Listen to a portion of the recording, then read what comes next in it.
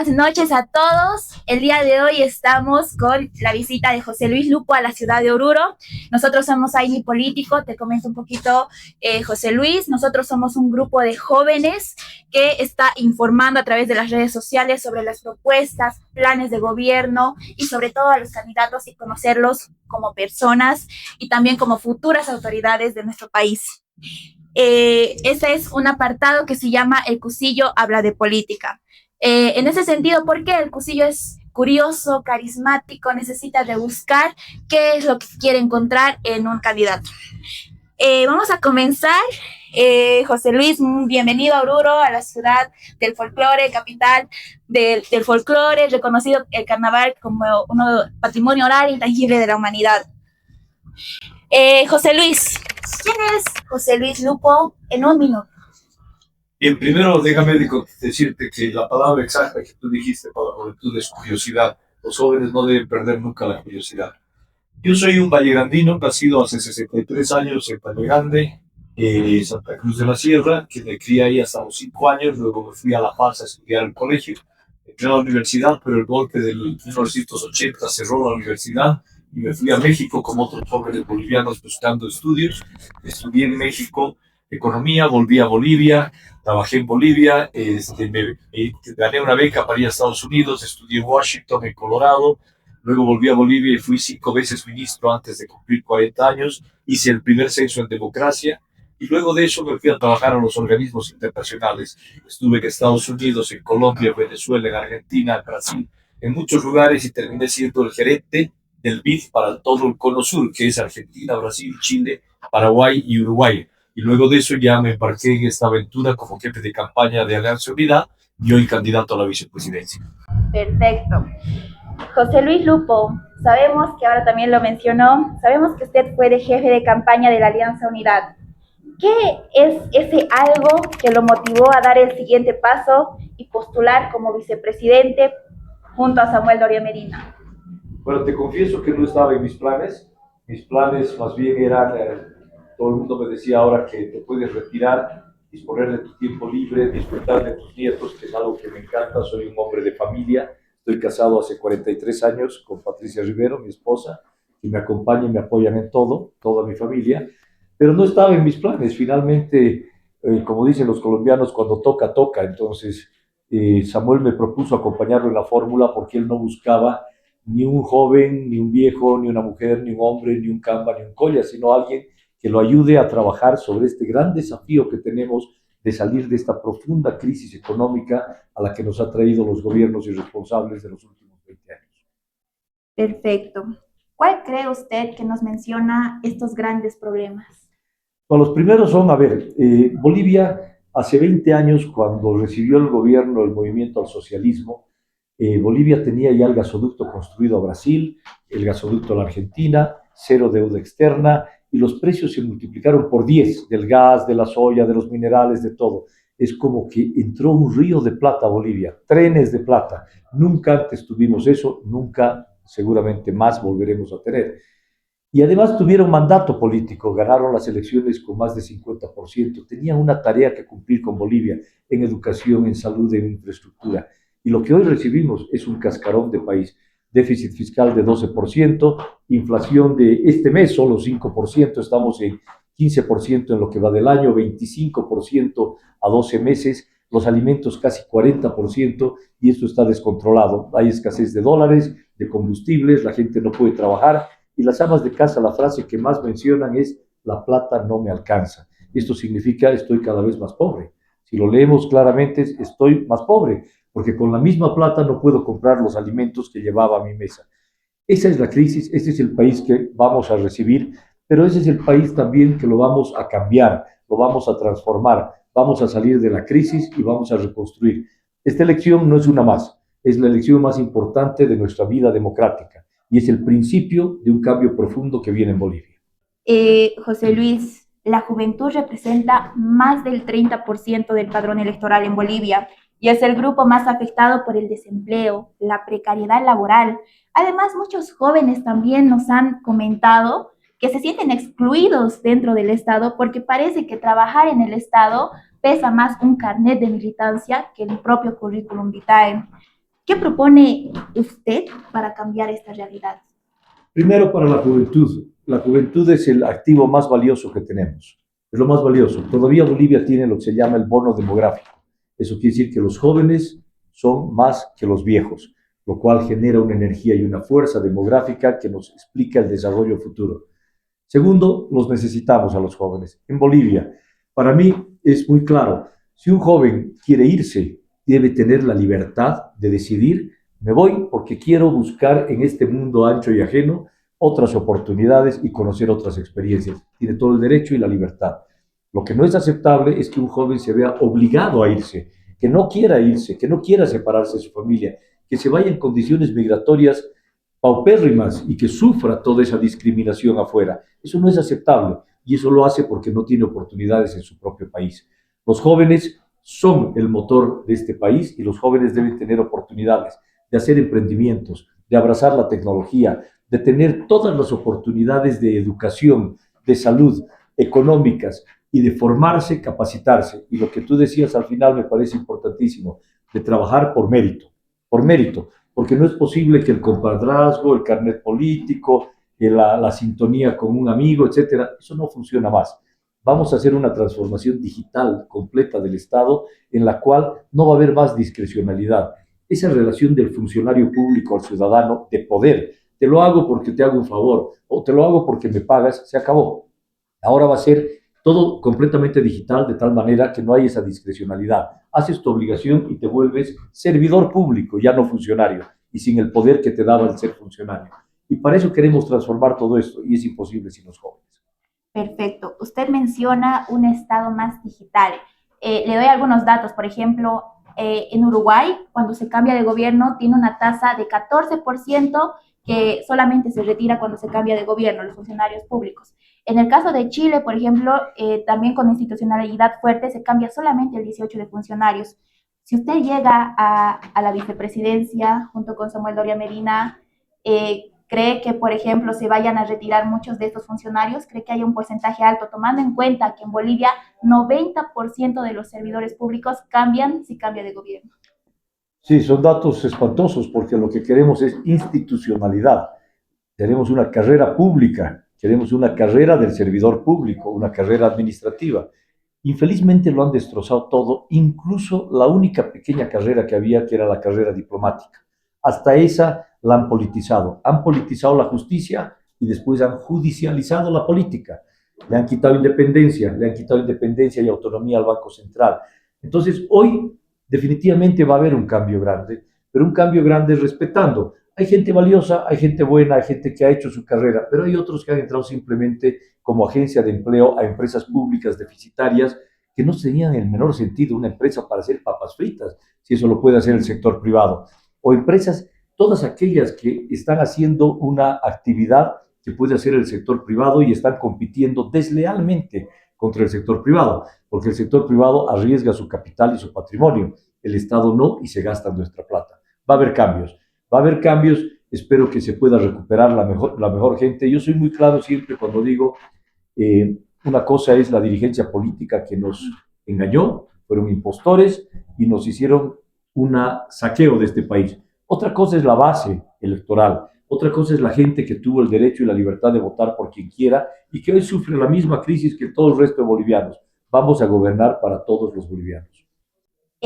Usted de llegar a la vicepresidencia, una de sus funciones principales es presidir la Asamblea Legislativa Plurinacional, que probablemente por la cantidad de partidos inscritos va a estar sumamente fragmentada. En ese sentido, ¿cómo piensa construir consensos y evitar la parálisis política? ¿Qué estilo de liderazgo va a tener? Tal vez por el diálogo, la negociación o quizá la firmeza. A ver, nosotros nos definimos como un proyecto político de centro y no confundamos nunca centro con tibieza. La tibieza no funciona y no sirve. El café tibio es feo, la cerveza tibia es fea, las personas tibias no sirven. Vamos a ser muy firmes, muy claros, pero con un centro político que sintonice con las necesidades del país.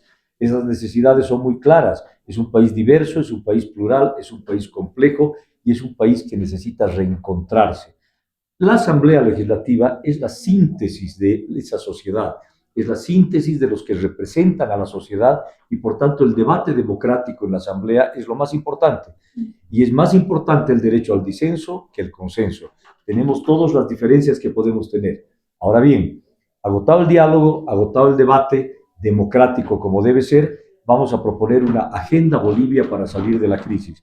Esto significa consensuar leyes. Estoy seguro, hoy día la oposición democrática vale más de 55%.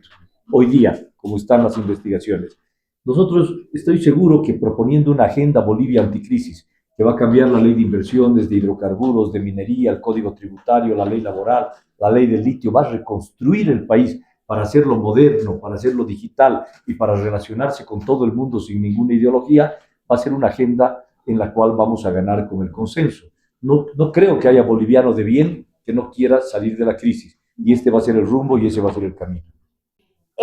Sabemos que Oruro en los últimos años ha sido olvidado por el Estado central, tomando en cuenta que Evo Morales, por ejemplo, es de la ciudad de Oruro. Sin embargo, ha sido también olvidado por el último gobierno. ¿Qué se plantea a través de esto y qué políticas concretas se tiene para la ciudad de Oruro y en general para reactivar, no solamente económicamente, sino socialmente, educativo y también en políticas de salud? ¿Qué propuestas tiene más allá de las promesas? A ver, Oruro es un lugar que debería estar privilegiado y solo hace falta una visión conjunta, una visión unitaria y una relación región-estado productiva. ¿Qué tiene Oruro? Tiene la minería y Bolivia va a seguir teniendo esa vocación minera y la minería es la principal fuente de ingresos de divisas para el país. Tiene el turismo, pero el turismo moderno, el turismo identificado con la cultura, con las tradiciones y con la identidad.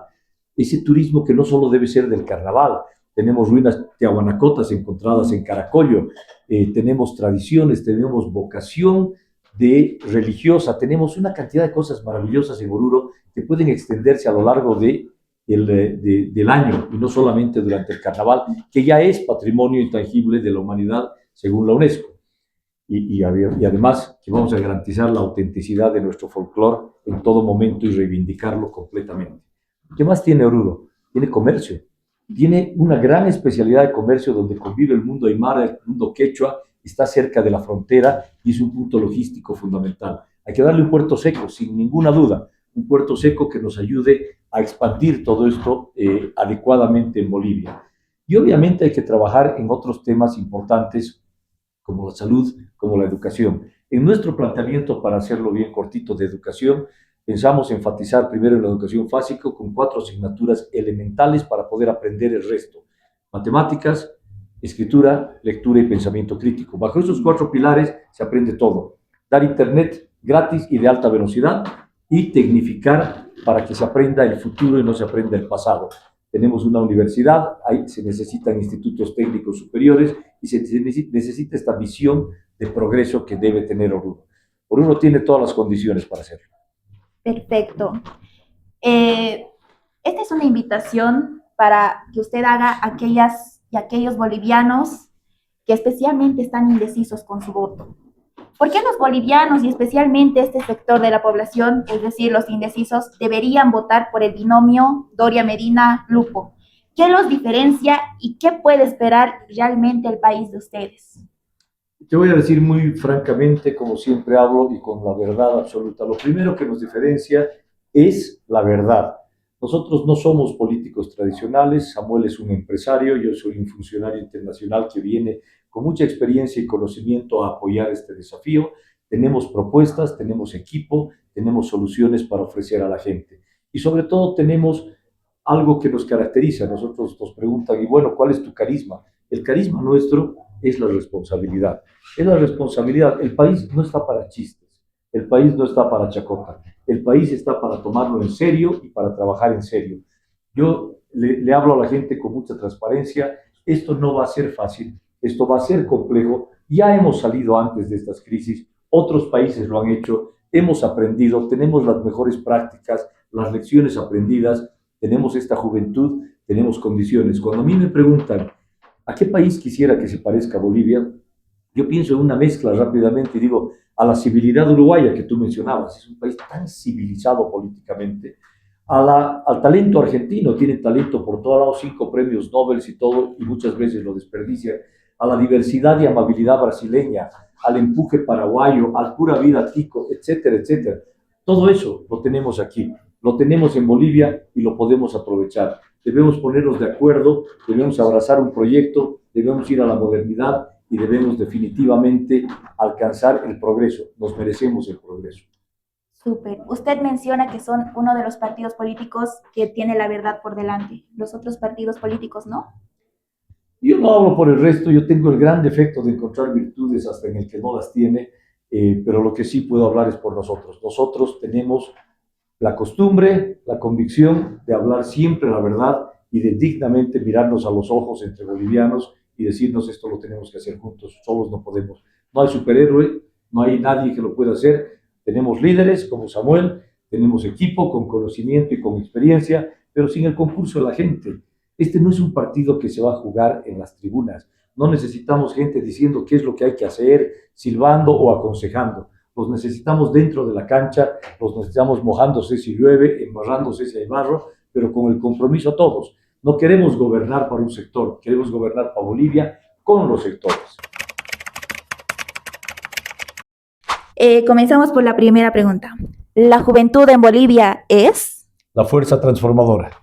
Si pudiera cambiar una sola cosa del país ahora mismo, ¿sería? La corrupción y la ineficiencia. Ser vicepresidente no es solo un cargo, para mí es Servir al pueblo. mi mayor motivación en esta campaña es Trabajar por los jóvenes y las mujeres de Bolivia, por el futuro y el progreso. súper. El futuro de Bolivia depende de Nosotros. lo que más me preocupa del presente en Bolivia es La politiquería. cuando pienso en Oruro, pienso en La cultura y el folclore. mi baile y mi danza favorita del carnaval de Oruro es La diablada. la salud en Bolivia debería ser Debería ser justa para todos y sobre todo para los mayores que tienen que hacer cola durante días. la política en Bolivia debería dejar de ser. Engaño y mentira. A los jóvenes que no creen en la política, yo les diría Que miren la ciudadanía, todos hacemos política, que pensemos en el progreso y en la solidaridad, no en la vieja política, sino en el futuro. y para finalizar, mi mayor compromiso por Bolivia ahora es Trabajar por ustedes todas las horas que sean necesarias, trabajar por Bolivia y luchar por la democracia y la empresa. súper. Con nosotros estuvo José Luis Lupo, candidato a la vicepresidencia por la Alianza. Unidad. Nos vemos, hasta pronto.